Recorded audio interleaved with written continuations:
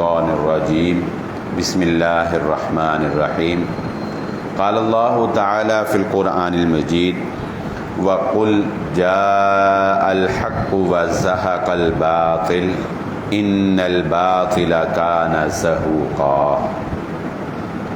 قابل صد احترام حاضرین مجلس، محترم مکرم سامعین کرام، ہر قسم کی تعریفات اس خالق مالک ارض و سماوات کے لیے، اور لاکھوں کروڑوں درود و سلام آپ محمد مصطفیٰ صلی اللہ علیہ وآلہ وسلم کی ذات اقدس پر۔ ہماری آج کی گفتگو ربیع الاول کی مناسبت سے ہی رسول اللہ صلی اللہ علیہ وآلہ وسلم کا مقام و مرتبہ اور نبی صلی اللہ علیہ وآلہ وسلم کی اپنی امت سے محبت اور ہمارا طرز عمل جو معاشرے میں رائج ہے اس حوالے سے ہوگی۔ اللہ تعالی ہمیں جو سنیں اس پر عمل کرنے کی توفیق عطا فرمائے۔ سچی بات تو یہ ہے کہ آج کی گفتگو وہ ایک امتی ہونے کی حیثیت سے جب انسان سنتا ہے یا پڑھتا ہے تو اسے رشک آتا ہے کہ یا اللہ، تو نے کتنا بڑا احسان اور انعام ہم پر بغیر کسی معاوضے کے، بغیر کسی مطالبے کے ہم پہ یہ کر دیا کہ ہمیں مسلمان بھی کر دیا اور محمد الرسول اللہ صلی اللہ علیہ وسلم کا امتی بھی کر دیا۔ آپ کو جو اللہ رب العزت نے رحمت للعالمین قرار دیا ہے، یہ احادیث پڑھ کے اندازہ ہوتا ہے کہ انسانیت کا کتنا درد، انسانیت کے لیے کتنی ہمدردی، انسانیت کے لیے کتنی خیر خواہی ہمارے نبی صلی اللہ علیہ وآلہ وسلم کے دل کے اندر پائی جاتی ہے۔ یہ کائنات میں آپ کو بلا مبالغہ میں کہتا ہوں، انبیاء اور رسل بھی اس میں شامل ہیں، کائنات میں کسی اور انسان کے اندر اتنا رحم جو ہے وہ اللہ رب العزت نے انسانیت کے لیے نہیں رکھا ہے۔ کسی دوسرے کے بارے میں اتنا سوچنا، اور پھر دوسرے بھی وہ کہ جن کو دیکھا تک نہیں، جو صدیوں بعد آنے والے ہیں، جن سے کوئی سوائے اللہ کی دین کی محبت کے اور سوائے ایک انسانی ہمدردی کے، امتی ہونے کے اور کوئی ایسا خاص تعلق نہیں ہے، کوئی احسان ہم نے نہیں کیے ہیں، کوئی قربانیاں ان کے لیے نہیں دی ہیں، مگر اس کے باوجود رسول اللہ صلی اللہ علیہ وآلہ وسلم نے فرمایا، اللہ رب العزت نے مجھ محمد الرسول اللہ صلی اللہ علیہ وآلہ وسلم کو پیشکش کی، آفر کروائی، اور وہ آفر کیا تھی؟ کہا ہے محمد صلی اللہ علیہ وآلہ وسلم، ہم آپ کے سامنے دو آپشنز رکھتے ہیں۔ ایک آپشن کیا ہے؟ ایک آپشن یہ ہے، یعنی یوں سمجھ لیجئے کہ یہ اللہ اپنے حبیب صلی اللہ علیہ وآلہ وسلم پر عنایت کر رہا ہے، اللہ نواز رہا ہے، نوازنا چاہتا ہے۔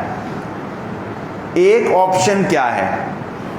ایک آپشن یہ ہے کہ اے محمد صلی اللہ علیہ وسلم، آپ اگر کہیں تو آپ کی آدھی امت کو ہم بغیر حساب کے جنت میں داخل کر دیں گے، صرف اس وجہ سے کہ وہ آپ کا امتی ہے، لا الہ الا اللہ محمد رسول اللہ کا سچی گواہی دینے والا ہو۔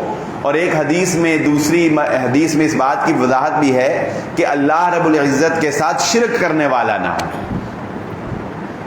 اللہ کے نبی صلی اللہ علیہ وسلم نے فرمایا یہ ایک آفر ہے۔ دوسری آفر، دوسری پیشکش کیا ہے؟ دوسری پیشکش یہ ہے کہ اے محمد صلی اللہ علیہ وآلہ وسلم، اگر آپ اس کو نہیں مانتے تو دوسری آپشن یہ ہے کہ آپ کو اللہ رب العزت قیامت والے دن سفارش کرنے کا اختیار دیں گے، اپنی امت کی شفاعت کرنے کا اختیار دیں گے۔ نبی صلی اللہ علیہ وآلہ وسلم نے فرمایا، میں نے، یعنی محمد صلی اللہ علیہ وآلہ وسلم نے کیا سوچا کہ اگر میں پہلی آپشن پہ عمل کرتا ہوں، پہلی آپشن کو قبول کرتا ہوں، تو یہ تو محدود ہو جائے گی، میں آدھی امت تک محدود رہ جاؤں گا، آدھی سے اوپر میں جا ہی نہیں سکوں گا۔ لیکن اگر میں شفاعت کی آپشن کو قبول کرتا ہوں تو اس میں تو کوئی قید ہے ہی نہیں ہے، جتنا میں زور لگا لوں، جتنی میں سفارش کر سکوں میں کر سکتا ہوں۔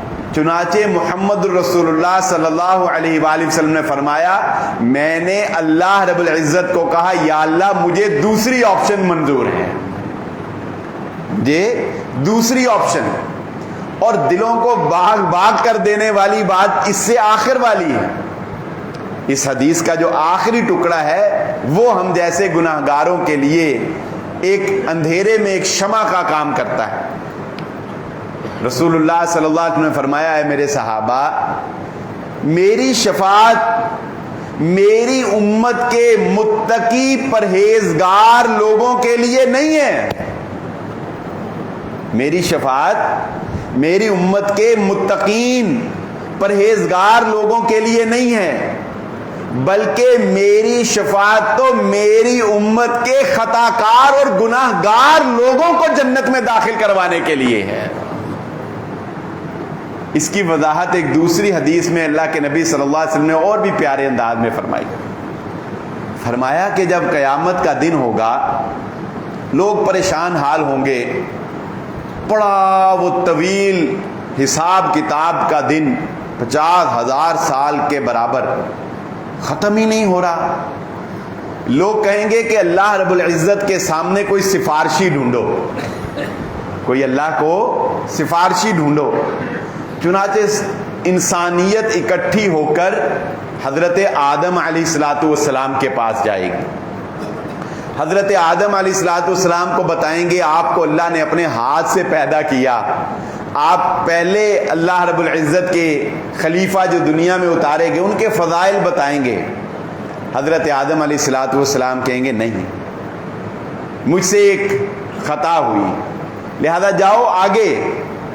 حضرت نوح علیہ السلام کے پاس آئیں گے، حضرت ابراہیم علیہ السلام کے پاس آئیں گے، ہر نبی کے پاس ان کے فضائل بتاتے چلے جائیں گے اور وہ نبی معذرت کرتے چلے جائیں گے، حتیٰ کہ یہ سلسلہ آخر میں رکے گا محمد الرسول اللہ صلی اللہ علیہ وسلم۔ لوگ کہیں گے اللہ کے نبی صلی اللہ علیہ وسلم اللہ سے سفارش کیجئے، اللہ حساب کتاب کے اس دن کو اللہ رب العزت اس سختی کو ٹال دے۔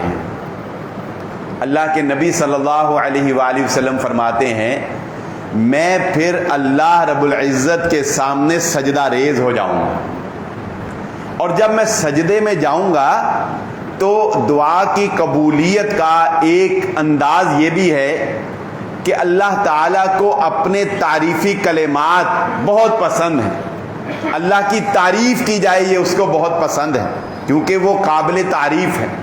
الحمدللہ رب العالمین، ہر قسم کی تعریف کس کے لیے ہے؟ اللہ کے لیے۔ تو نبی صلی اللہ علیہ وآلہ وسلم فرماتے ہیں کہ مجھے اللہ رب العزت اسی وقت، یعنی ایک طویل وہ سجدہ ہوگا، اس کا حسن، اس کی خوبصورتی کیا ہوگی وہ ہم نہیں سمجھ سکتے، لیکن اللہ تعالیٰ پھر میرے ذہن میں اسی وقت اپنے چند ایسے خوبصورت نام القاء کرے گا، جب میں ان ناموں سے اللہ کو پکاروں گا تو اللہ رب العزت کہے گا محمد صلی اللہ علیہ وسلم سر کو اٹھا لیجئے، ذرا چہرہ ہماری طرف کیجئے، متوجہ ہوئیے، سوال کیجئے کیا ہے عطا کیا جائے گا، مانگیے کیا مانگتے ہیں دیا جائے گا، سفارش کیجئے جو کرنی ہے سفارش قبول کی جائے گی۔ اللہ اکبر۔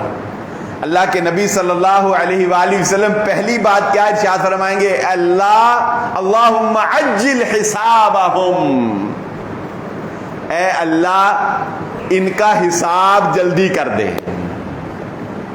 ان کا حساب۔ پہلی سفارش جو روز محشر محمد الرسول اللہ صلی اللہ علیہ وسلم کریں گے وہ کیا ہوگی؟ اللہ ان کا حساب جلدی کر دے۔ کیوں جلدی کر دے؟ پہلے ہی جنت کیوں نہیں، جنت کا سوال کیوں نہیں کیا رسول اللہ صلی اللہ علیہ وآلہ؟ وہ پہلی حدیث کو ذہن میں رکھیں۔ اللہ کے نبی صلی اللہ علیہ وسلم فرماتے ہیں میں نے اللہ سے یہ کہا اے اللہ ان کا حساب جلدی کر، کیوں؟ تاکہ جن کو تو نے اپنی رحمت سے بخشنا ہے وہ تو جنت میں جائیں، جن کو تو نے بخشنا ہے وہ تو جائیں نا جنت میں۔ تو جب اللہ حساب کرے گا پھر جن کو اللہ نے اپنی رحمت سے بخشنا ہوگا بخشے گا، اس کے بعد پھر محمد الرسول اللہ صلی اللہ علیہ وسلم سجدے میں گر جائیں گے۔ اور ایک تیسری روایت میں اور بھی پیارے الفاظ رسول اللہ صلی اللہ علیہ وآلہ وسلم نے فرمایا، اللہ تعالیٰ قیامت کے روز، نبی صلی اللہ علیہ وسلم سے ایک صحابی نے پوچھا، حضرت انس رضی اللہ تعالیٰ عنہ نے، صحابہ کی خواہشیں بھی ایسی پیاری پیاری تھی، اللہ محبت تھی نا، نبی صلی اللہ علیہ وآلہ وسلم سے محبت، ہم بھی محبت کا دعویٰ کرتے ہیں لیکن آپ جانتے ہیں اس محبت کے پروسیس میں سے میرا خیال ہے 99% تو بندے گزر ہی جاتے ہوں گے، یہ اللہ نے ایسا نظام رکھا ہے۔ تو جس سے آپ کو محبت ہوتی ہے نا، یہ ایک فطری بات ہے، اس سے آپ انکار نہیں کر سکتے۔ جب آپ کو کسی سے محبت ہو جاتی ہے پھر آپ اس کے بارے میں سوچ سوچ کے مسکراتے رہتے ہیں، پھر آپ اس کو پانے کی کوشش کرتے ہیں، آپ اس کی اداؤں کو یاد کر کے بھی ہنستے ہیں، آپ کو تنہائی میں بھی اس کی یاد میں مزہ آتا ہے، آپ اس جیسا بننے کی کوشش کرتے ہیں، آپ اس کی اداؤں کو اپنانے کی کوشش کرتے ہیں۔ تو میں اپنے آپ سے بھی یہ سوال کرتا ہوں اور آپ کو کہتا ہوں آپ بھی اپنے آپ سے یہ سوال کریں، کیا کبھی آپ کو محمد الرسول اللہ کا خیال ایسے آیا ہے؟ کیا کبھی تنہائی میں آپ کو آپ کے نبی کی یاد نے ستایا ہے؟ کیا کبھی رات آپ اس لیے جاگتے رہے ہوں کہ محبت میں راتوں کو نیند نہیں آتی؟ کیا کبھی آپ رات یہی سوچتے رہے ہوں ساری رات کہ میں کس طرح محمد الرسول اللہ صلی اللہ علیہ وسلم سے ملاقات کر پاؤں گا؟ نہیں، ہم گناہگاروں کو یہ سوچے نہیں آتی، یہ سوچے صحابہ کو آتی تھی، وہ راتوں کو سو نہیں سکتے تھے، ان کو نبی کا خیال ستاتا تھا۔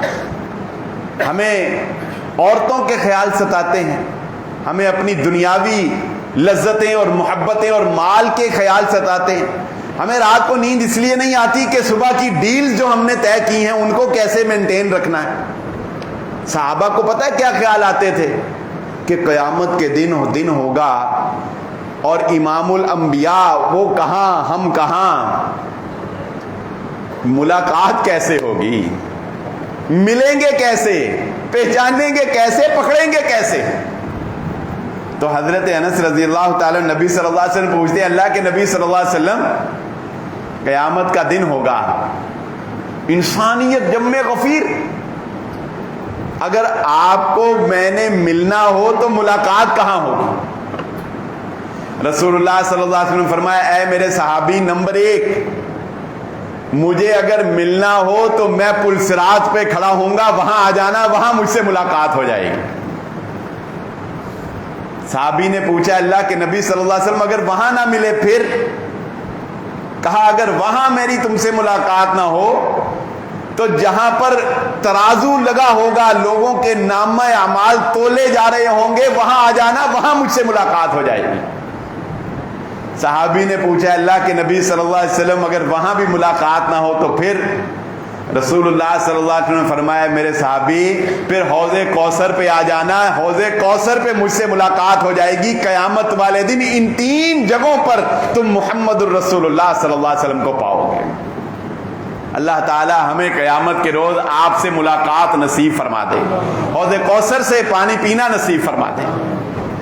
فرمایا اس دن انبیاء کو پروٹوکول دینے کے لیے اللہ رب العزت ممبر منگوائے گا، بڑے بڑے ممبر، سارے نبیوں کو اللہ ممبروں پہ بٹھا دے گا، نبی ممبر پر بیٹھیں گے، مگر محمد الرسول اللہ صلی اللہ علیہ وسلم نے فرمایا، میں اپنے ممبر پر نہیں بیٹھوں گا، میں اپنے ممبر پر نہیں بیٹھوں گا۔ کیوں؟ اس لیے نہیں بیٹھوں گا کہ رسول اللہ صلی اللہ علیہ وآلہ وسلم نے فرمایا میں اللہ رب العزت سے اس بات کی جلدی میں ہوں گا کہ میں اللہ کے سامنے اپنی امت کی سفارش کر سکوں، کہیں ایسا نہ ہو کہ اللہ مجھے جنت میں داخلہ عطا فرما دے اور میری امت پیچھے سے تنہا رہ جائے۔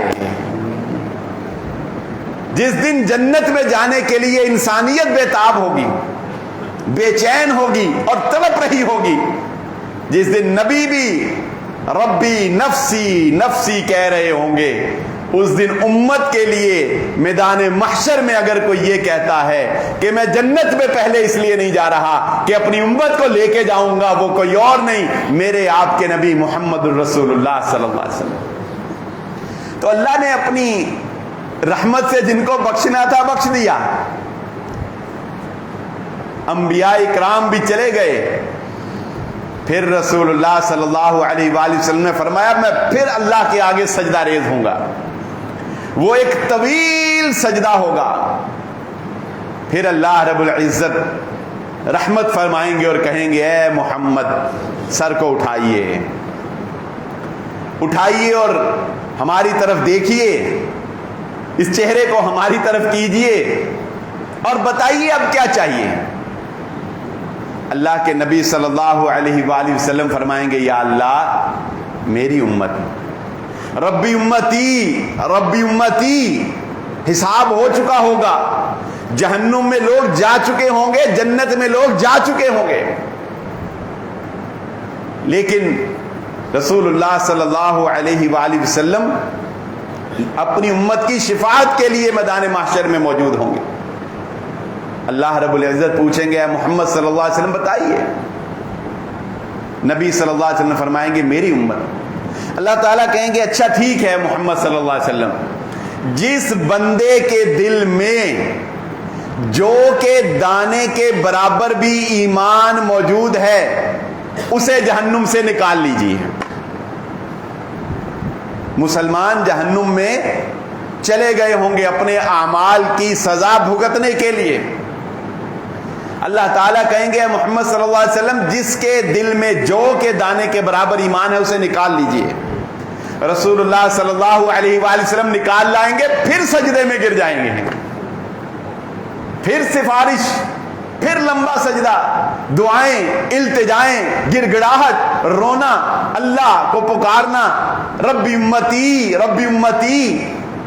اللہ تعالیٰ کہیں گے اے محمد صلی اللہ علیہ وسلم اب کیا چاہیے؟ اتنا بڑا انعام کر دیا کہ جو کہ دانے کے برابر جس کے دل میں لا الہ الا اللہ محمد رسول اللہ تھا، ایمان تھا، اس کو ہم نے جنت میں بھیج دیا۔ کہا اللہ کے نبی صلی اللہ علیہ وسلم نے فرمایا کہ میں اللہ سے کہوں یا اللہ ابھی اور امتی اندر ہے۔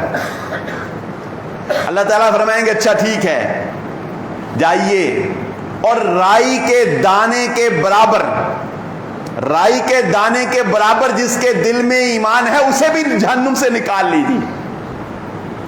پھر اللہ کے نبی صلی اللہ علیہ وسلم انہیں بھی نکالیں گے اور پھر تیسری مرتبہ پھر سجدے میں گر جائیں گے، اور یہ تیسرے سجدے میں پھر جب اللہ رب العزت شفاعت قبول فرمائیں گے تو پتہ ہے کیا انعام ہوگا اس امت کے اوپر، ہم گناہ گاروں کے اوپر، کہ اللہ تعالیٰ فرمائیں گے اے محمد صلی اللہ علیہ وآلہ وسلم جائیے ادنا ادنا ادنا جس کے دل میں کم سے کم کم سے کم کم سے کم ایمان لا الہ الا اللہ محمد الرسول اللہ ہے اسے بھی جہنم سے نکال کے جنت میں لے جائیے۔ حتیٰ کہ رسول اللہ صلی اللہ علیہ وآلہ وسلم نے فرمایا جب میں اپنی امت کے ادنا ادنا ادنا مومن کو بھی جہنم سے نکال لوں گا اور جنت میں لے جاؤں گا تو جہنم کا دربان، جہنم کے دروازے پہ کھڑا ہوا وہ فرشتہ جس کی جہنم پر ڈیوٹی لگی ہے، جب میں جاؤں گا وہ کہے گا یا محمد، اے محمد صلی اللہ علیہ وسلم تو نے اللہ کے غضب کے لیے ایک بھی امتی جہنم میں باقی نہیں چھوڑا ہے،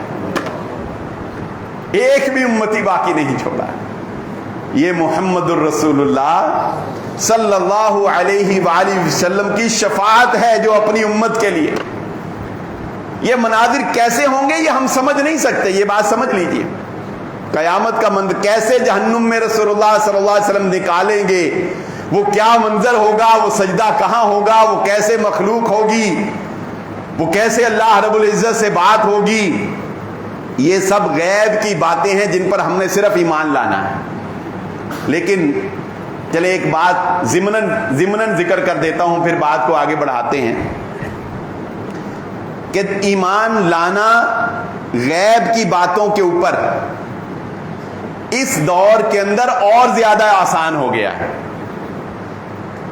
اس دور میں جب میڈیکل سائنس نے یا جدید فزکس, کیمسٹری نے, بایو نے ترقی کر لی ہے, تو میں یہ سمجھتا ہوں کہ مسلمان کو اور زیادہ اپنے ایمان پر, ویسے تو ہمارا تعلق صرف ایمان آنکھیں بند محمد رسول اللہ صلی اللہ علیہ وسلم کہا بس مان لیا, قرآن میں اللہ نے کہا بس مان لیا, لیکن سائنس اس کی مزید تصدیق کر دیتی ہے. آپ اس کی ایک ایگزامپل دیتا ہوں. جیسا کہ یہ قیامت کے بہت سے مناظر ایسے ہیں, ترازو میں نام اعمال کا تولے جانا, موت کو ذبح کرنا, ممبروں کا لگانا, آسمان کی طرف دیکھنا تو مخلوق کا نظر آنا, جہنم سے بندوں کو نکال کے رسول اللہ صلی اللہ علیہ وسلم کا لانا, یہ ایمان بالغیب ہے. چلے ایک مثال دیتا ہوں. قرآن میں اللہ رب العزت نے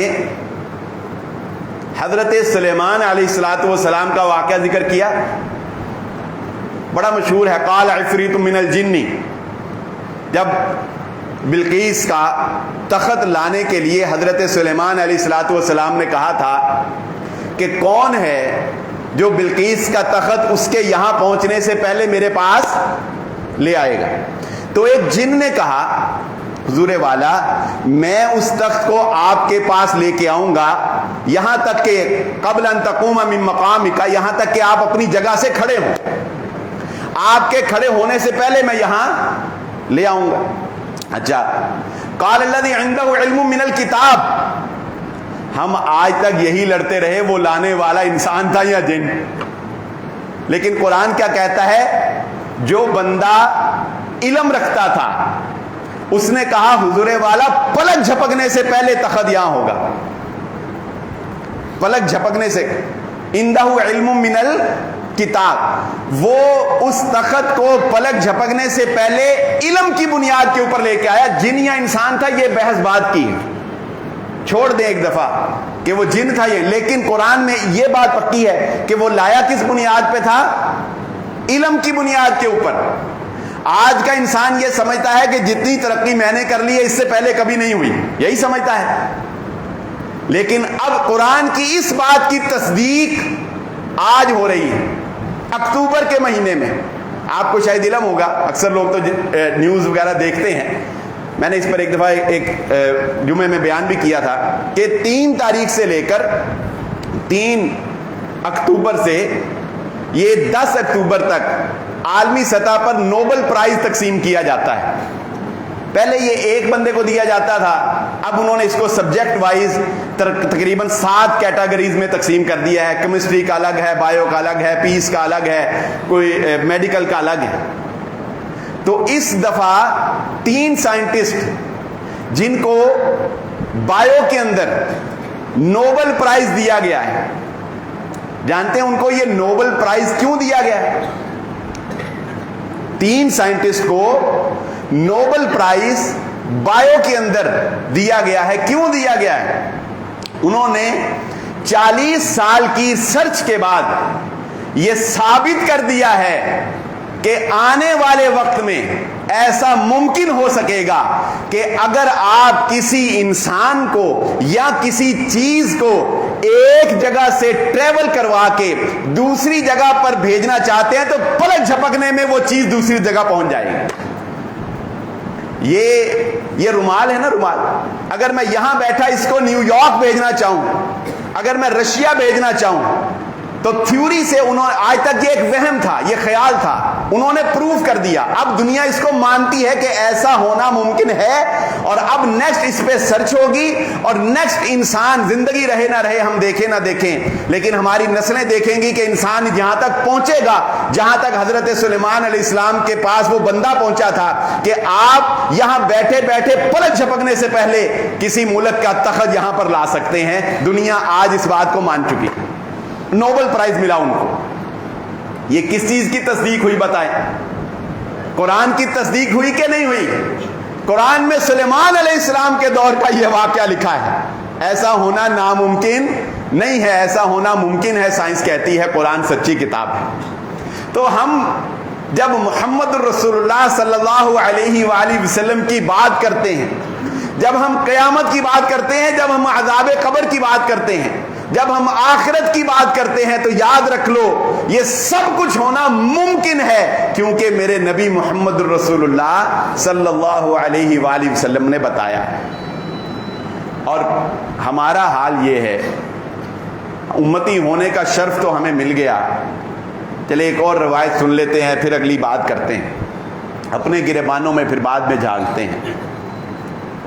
اللہ کے نبی صلی اللہ علیہ وآلہ وسلم, رات کا وقت ہے, اور نبی صلی اللہ علیہ وآلہ وسلم کی زبان پر پھر وہی الفاظ ہیں, ربی امتی ربی امتی. اور اللہ تعالی حضرت جبرائیل علیہ السلام کو کہتے ہیں کہ جائیے میرے حبیب کو پوچھئے کہ کیوں رو رہے ہیں, اور تیرا رب جانتا تھا کہ وہ کیوں رو رہے ہیں. پوچھا. اللہ کے نبی صلی اللہ علیہ وسلم فرمایا, جبرائیل اللہ تعالیٰ سے میں پوچھنا چاہتا ہوں میری امت کے بارے میں مجھے بتایا جائے کہ میری امت کے ساتھ سلوک کیا ہوگا.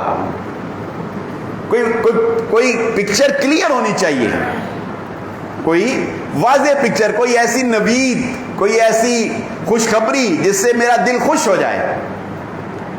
تو حضرت جبرائیل علیہ السلام نے واپس آ کر اس گناہگار امت کے بارے میں اللہ کا یہ پیغام سنایا کہ حبیب صلی اللہ علیہ وسلم, آپ کے اس اشک بہاتوں کو دیکھ کر, آپ کے اس رات کے آنسوؤں کو دیکھ کر اللہ نے آپ کو یہ پیغام دیا ہے, اِنَّا سَنُرْضِيكَ فِي أُمَّتِكَ وَلَا نَسُوكَ, ہم آپ کو آپ کی امت کے بارے میں خوش کر دیں گے, ناراض نہیں رہنے دیں گے, آپ کو ناراض نہیں چھوڑیں گے. اور نبی صلی اللہ علیہ وسلم نے پتہ کیا فرمایا؟ فرمایا طوبیٰ لہ طوبیٰ لہ طوبیٰ لہ, اے میرے صحابہ خوشخبری ہے ان لوگوں کے لیے, خوشخبری ہے ان لوگوں کے لیے, خوش قسمت ہیں وہ لوگ. صحابہ نے پوچھا کون؟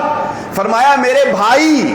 ایک روایت میں آتا ہے اللہ کے نبی صلی اللہ علیہ وسلم فرمایا میرے بھائی. صحابہ نے کہا اللہ کے نبی صلی اللہ علیہ وسلم ہم آپ کے بھائی؟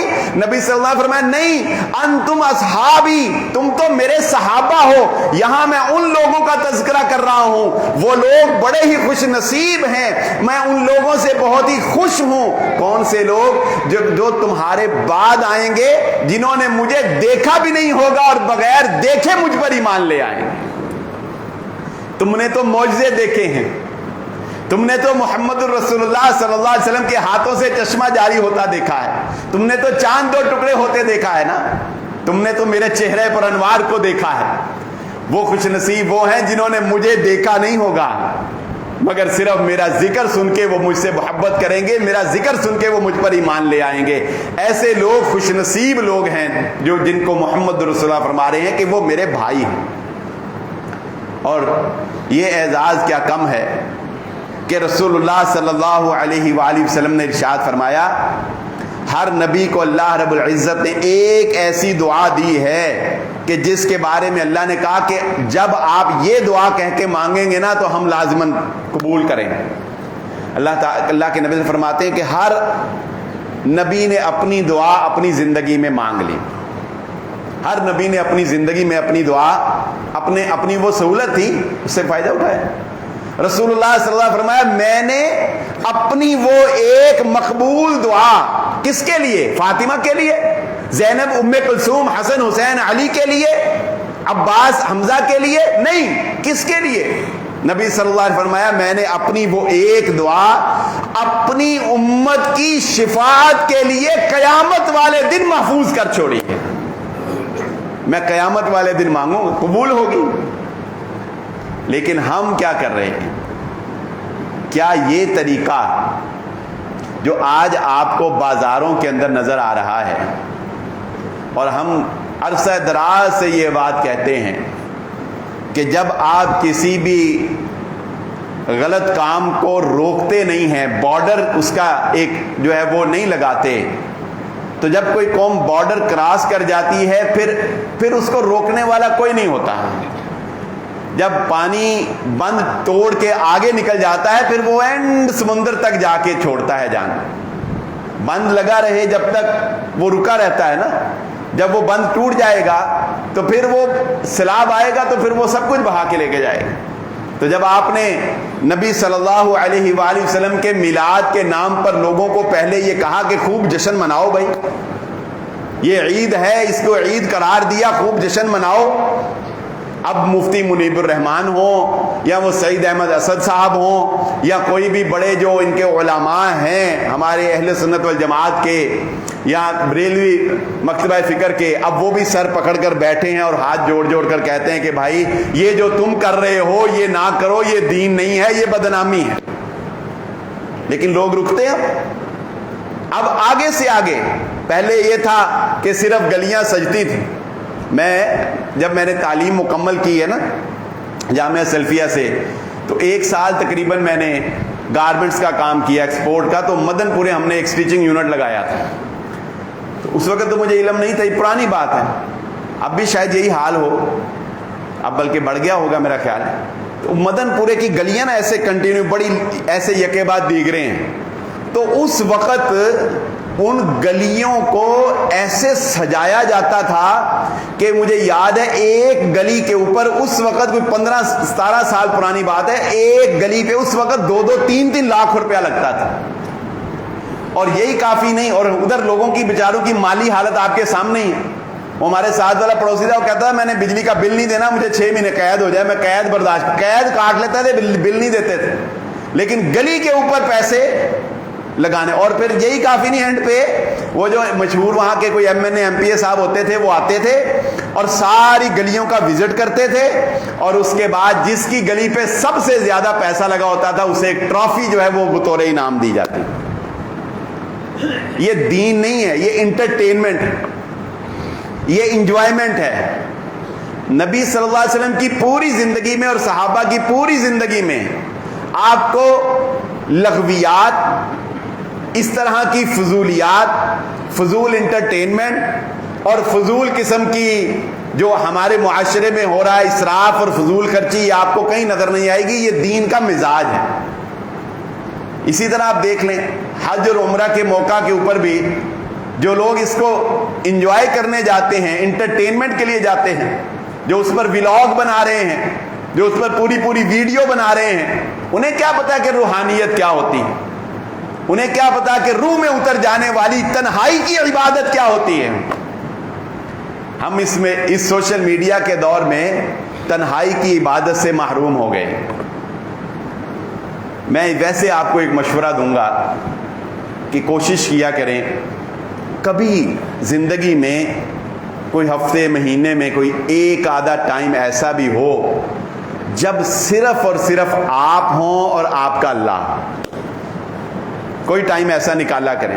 ہے نہیں ہمارے پاس ٹائم، کیونکہ ہمیں تو ہر 10 منٹ کے بعد اس کو دیکھنا ہے. کسی کا میسج نہ آیا ہو، کسی نے یاد نہ کیا ہو، کسی نے ہمیں یہ نہ کہا ہو بہت اچھے لگ رہے ہو، بہت خوبصورت لگ رہے ہو، بہت پیارے لگ رہے ہو، بہت اچھی بات کی ہے، بڑا اچھا سٹیٹس لگا ہے. ہمیں ہر 10 منٹ بعد اس کو دیکھیے. ایڈکشن ہے، دماغ کے ساتھ اٹیچ ہے. لیکن اگر میسر ہو تو رسول اللہ صلی اللہ علیہ وسلم کی سنت پہ عمل کیجئے گا کہ اللہ کے نبی صلی اللہ علیہ وسلم نبوت کے مل جانے سے پہلے کیا بیت اللہ میں عبادت نہیں کر سکتے تھے؟ کر سکتے تھے نا، اس وقت تو کوئی رکاوٹ نہیں. کیوں غار حرا میں جا کر تنہائی میں اللہ کو یاد کرتے تھے؟ کیوں کرتے تھے؟ کیونکہ تنہائی میں جب نہ آپ کو بیوی بچوں کی فکر رہے، ایسی تنہائی، وہ تنہائی ایسی ہو کہ جب نہ آپ کو بیوی بچوں کی فکر رہے، نہ موبائل کی فکر رہے، نہ کاروبار کی فکر رہے، آپ کو کچھ پتا نہ ہو، صرف آپ ہوں اور آپ کا اللہ ہو، بس. یہ تنہائی جس کو میسر آ جائے وہ اس دور کا ولی ہے. مان لیجئے یہ تنہائی جس کو میسر آ جائے نا اللہ کے ساتھ چند لمحوں کی تنہائی، وہ ولی ہے۔ تو ہمارے معاشرے میں جو حال اس وقت ہم نے عید میلاد النبی کے نام کے اوپر کر دیا ہے، اور یہ تو میں حیران ہوتا ہوں، آپ کو بھی وہ چیزیں دیکھنے میں نظر آ جائیں گی کہ ایک پوسٹ آئی نعت کے نام کے اوپر ساری ہی خواتین بڑی ہی خوبصورت انداز میں میک اپ کر کے، حجاب کر کے، نقاب نہیں حجاب کر کے، اور محفل نعت، اور لکھنے والے نے بھی بڑی پیاری بات دی کہ اس نے نیچے لکھا تھا کہ مردوں کے لیے پردے کا انتظام موجود ہے۔ بات تو صحیح ہے، کیا کر رہے ہیں ہم لوگ؟ کیا یہ دین ہے؟ کیا یہ محمد رسول اللہ صلی اللہ علیہ وسلم کا طریقہ ہے؟ کیا صحابہ اکرام کا یہ طرز عمل ہے؟ اور دنیا کا کوئی مسلمان لے آئیں، کوئی عالم دین لے آئیں، وہ یہ مانے گا اور مانتا ہے کہ جو محبت اور جو اطاعت نبی صلی اللہ علیہ وآلہ وسلم کی صحابہ نے کر کے دکھا دی، وہ کوئی اور نہیں کر سکتا۔ جو مقام ان کا ہے وہ کسی اور کو مل سکتا نہیں۔ کیا انہوں نے کوئی طریقہ نبی صلی اللہ علیہ وسلم کی وفات کے بعد میلاد منانے کا اپنایا ہو؟ کوئی طریقہ نہیں اپنایا۔ تو بہرحال دیر تو بہت ہو چکی، لیکن پھر بھی ہم التجا اور ریکویسٹ ہی کر سکتے ہیں کہ ان خرافات سے خود کو بچائیے۔ یہ دین نہیں ہے، یہ دین کا مزاج نہیں ہے، یہ دین کا طریقہ نہیں ہے۔ ہاں، نبی صلی اللہ علیہ وآلہ وسلم کی زندگی میں آپ کو بڑا ہی پیارا مزاح ملے گا، مذاق نہیں، انسلٹ نہیں، لوفر پن نہیں، بےہودگی نہیں جو ہو رہا ہے، مزاح۔ اللہ کے ایک آخری حدیث سن لیتے ہیں، ذہن میں آ گئی۔ اللہ کے نبی صلی اللہ علیہ وآلہ وسلم کا ایک دوست تھا، پینڈو دوست ہوتے ہیں نا بعض لوگوں، آپ کے بھی کوئی نہ کوئی ہوگا، کوئی پڑھتے ہوئے بن گیا، کسی نے کوئی دو چار تھان بیچے وہ بن گیا، کسی نے کوئی کہتے آپ اس کو کہیں گے لے بھائی ہن جدوں بھی آنا اتوں گڑ لے کے آنا ہے، یا اس کو کہیں گے ہن اب ادھر سے آنا نا تو دو چار مرغابیاں مار دے لیندے آنے، کہتے ہیں نا ایسے۔ تو ہمارے اس طرح کے دوست ہوتے ہیں جو دیہاتوں میں، اپنے علاقوں میں، تو ہم کہتے ہیں یار اب وہاں کی کوئی چیز۔ تو نبی صلی اللہ علیہ وسلم نے بھی ایک دوست بنایا ہوا تھا، وہ اللہ کے نبی صلی اللہ علیہ وسلم اس کو یہ ایسے ہی اس سے گفٹ لیتے تھے، گاؤں کے گفٹ۔ وہ نبی صلی اللہ علیہ وسلم کے لیے گفٹ لاتا تھا اور نبی صلی اللہ علیہ وسلم اسے مدینے کے گفٹ دیتے تھے۔ ایک دفعہ وہ آیا مدینے، تو اللہ کے وہ اسی طرح بازار میں بیٹھا ہوا تھا، تو اللہ کے نبی صلی اللہ علیہ وآلہ وسلم نے پیچھے سے جا کر ایسے اس کی آنکھوں کے اوپر ایسے ہاتھ رکھ لیے۔